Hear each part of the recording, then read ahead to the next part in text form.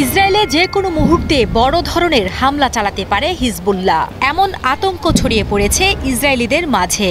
আর এ কারণে হিজবুল্লাহর ভয়ে মাটির নিচে খোলা হয়েছে বিশেষ হাসপাতাল।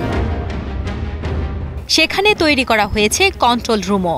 এছাড়া হামলা থেকে বাঁচতে এবং হামলার পরবর্তী কী ধরনের ব্যবস্থা নেওয়া হবে সেই প্রস্তুতিও নিচ্ছে ইসরায়েলি সামরিক বাহিনী।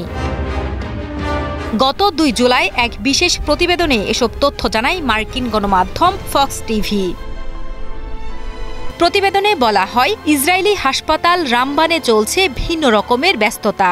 বন্ধন নাগরিক হাইফার হাসপাতালে নতুন একটি অংশ চালু করা হয়েছে মাটির নিচে। হিজবুল্লাহর হামলা থেকে বাঁচতেই এমন সিদ্ধান্ত। লেবানন সীমান্ত থেকে মাত্র ৪০ কিলোমিটার দূরে বন্দর নগরীর হাইফা। সম্প্রতি হিজবুল্লাহর ইসরায়েলের যুদ্ধের শঙ্কা জানানো হয় মার্কিন প্রতিবেদনে। এরপর থেকে যে কোনো সময় হিজবুল্লাহর হামলার আতঙ্কে ইসরায়েলিরা। হাসপাতালের পাশাপাশি মাটির নিচে খোলা হয়েছে বিশেষ কন্ট্রোল রুম, যেখান থেকে সামরিক বাহিনী এবং বেসামরিক প্রশাসনের সাথে যোগাযোগ করা সম্ভব। এদিকে কড়াকড়ি বাড়ানো হয়েছে সীমান্ত এলাকাগুলোতেও।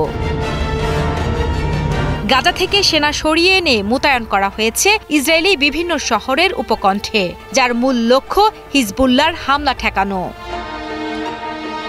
উল্লেখ্য, গত ৭ অক্টোবর গাজা উপত্যকার মুক্তিকামী গোষ্ঠী হামাসের সাথে ইসরায়েলের যুদ্ধ শুরুর পর থেকেই ইসরায়েলি সেনাবাহিনীর সাথে আন্তঃসীমান্ত সংঘর্ষে লিপ্ত হয়েছে ইরান সমর্থিত হিজবুল্লাহ গোষ্ঠী।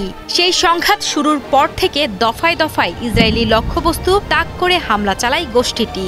এমনকি ইসরায়েলের সীমান্ত সামরিক বাহিনীর চৌকি, সামরিক ঘাঁটি ও বেসামরিক স্থাপনা এবং বসতি লক্ষ্য করেও রকেট হামলা চালিয়ে আসছে এই গোষ্ঠীটি।